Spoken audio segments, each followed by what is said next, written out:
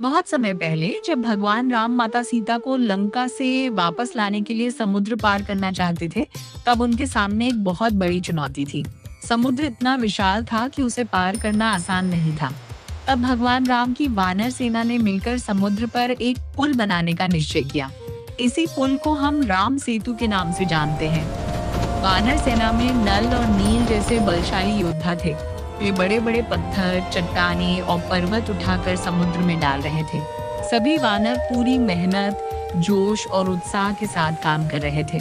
हर कोई चाहता था कि जल्दी से जल्दी पुल बन जाए ताकि भगवान राम लंका पहुंच सके। किसी भीड़ और भारी काम के बीच एक नन्ही सी गिलहरी भी वहां मौजूद थी। वह बहुत छोटी थी, उसके पास ना वानर जैसी ताकत थी और न ही बड़े पत्थर उठाने की शक्ति। लेकिन उसके मन में भगवान राम के प्रति बहुत प्रेम, श्रद्धा और सेवा भाव था। वह सोच रही थी, जब सब प्रभु के काम में लगे हैं तो मैं पीछे क्यों रहूं? मैं भी अपनी क्षमता के अनुसार कुछ न कुछ अवश्य करूंगी।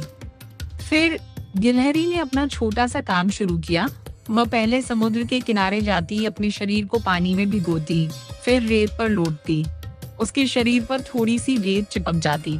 उसके बाद वह दौड़कर राम सेतु के पास जाती और उन पत्थरों के बीच वह रेत झाड़ देती। फिर वापस जाती, पानी में भीगती, रेत में लौटती और फिर वही काम दोहराती। वह बार बार यही काम कर रही थी। देखने में उसका काम बहुत छोटा लग रहा था, लेकिन उसके मन में सेवा की भावना बहुत बड़ी थी। कुछ वानरों ने उसे देखा और हंसने लगे। एक वानर ने मजाक उड़ाते हुए कहा, अरे छोटी गिलहरी, तू ये क्या कर रही है? क्या तेरी इस थोड़ी सी रेत से इतना बड़ा पुल बन जाएगा? हमारे रास्ते से हट जा, कहीं किसी पत्थर के नीचे दब न जाए। गिलहरी ने बहुत विनम्रता से उत्तर दिया, मुझे पता है कि मैं आप सबकी तरह बड़े बड़े पत्थर नहीं उठा सकती, मेरे पास उतनी ताकत नहीं है, लेकिन मैं भी प्रभु राम के काम में अपना छोटा सा योगदान देना चाहती हूँ। मैं जितना कर सकती हूँ उतना कर रही हूँ।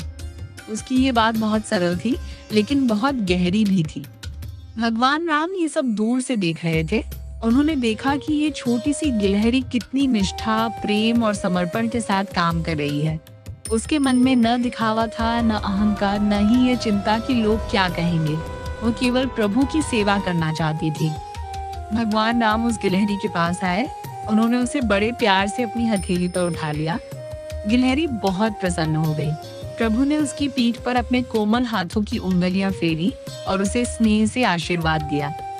कहा जाता है कि भगवान राम के उस प्रेमपूर्ण स्पर्श से गिलहरी की पीठ पर 3 सुंदर धारियां बन गईं। तभी से आज तक गिलहरी की पीठ पर वे धारियां दिखाई देती हैं।